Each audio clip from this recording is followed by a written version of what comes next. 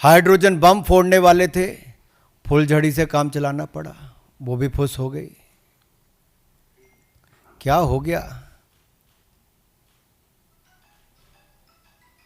Election commission ने बड़ा स्पष्ट कहा है कि no deletion of any vote can be done online by any member of public. Online किसी भी वोट को नहीं काटा जा सकता और no deletion can take place without giving an opportunity of being heard to the affected person. तो बगैर किसी की बात सुने उसका वोट नहीं काटते, उस पर निर्णय नहीं करते। 2023 में अनसक्सेसफुल अटेम्प्ट्स की गई, प्रयास किए गए जो विफल रहे, नाम काटने के आलंद असेंबली कॉन्स्टिट्यूएंसी में। और ये इलेक्शन कमीशन ने एफआईआर फाइल करने के लिए ही कहा था इस पर, और मैटर इन्वेस्टिगेट करने के लिए भी इलेक्शन कमीशन ऑफ इंडिया ने ही कहा था।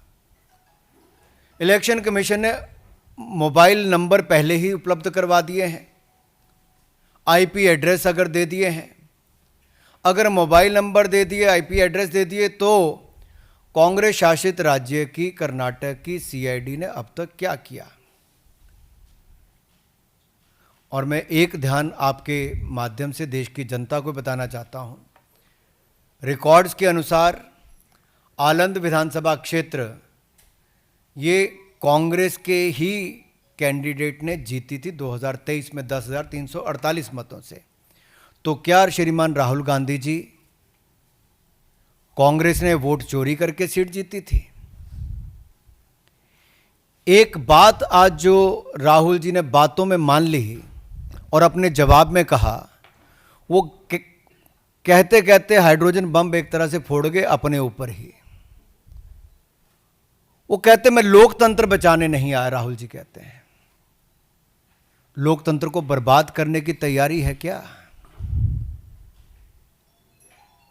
गलत निराधार आरोप बार बार संवैधानिक संस्थाओं पर लगाना, गलत निराधार आरोप बार बार इलेक्शन कमीशन ऑफ इंडिया पर लगाना, कभी ईवीएम पर प्रश्न चिन्ह खड़े करने, कभी वीवीपैट पर करना, कभी चुनावों के नतीजों पर करना, और कभी टूल किट के सहारे भारत के लोकतंत्र पर, संवैधानिक संस्थाओं पर प्रश्न चिन्ह खड़ा करना, क्या यह आदत सी बन गई है? क्या चाहती है कांग्रेस पार्टी? पूर्व प्रधानमंत्री इंदिरा गांधी जी सत्ता का दुरुपयोग करके, अफसरों का दुरुपयोग करके चुनाव जीती है तो कोर्ट उनको बाहर का रास्ता दिखाता है। राजीव गांधी जी की हत्या के बाद एक लोकसभा का चुनाव पेंडिंग नहीं होता, 1 महीने तक अगर चुनाव को स्थगित कर दिया जाता तो किस पार्टी को फायदा उस समय के इलेक्शन कमीशन ने दिया? रमा देवी जी, एमएस गिल, टीएन शेषन से लेकर ये बाकी सारे इलेक्शन कमिश्नर जो थे किस पार्टी ने नियुक्त किए और वापस किस दल में गए? कांग्रेस पार्टी में गए। इलेक्शन कमीशन का दुरुपयोग इन्होंने कभी किया होगा, उनको बड़े बड़े पद भी बाद में दिए होंगे,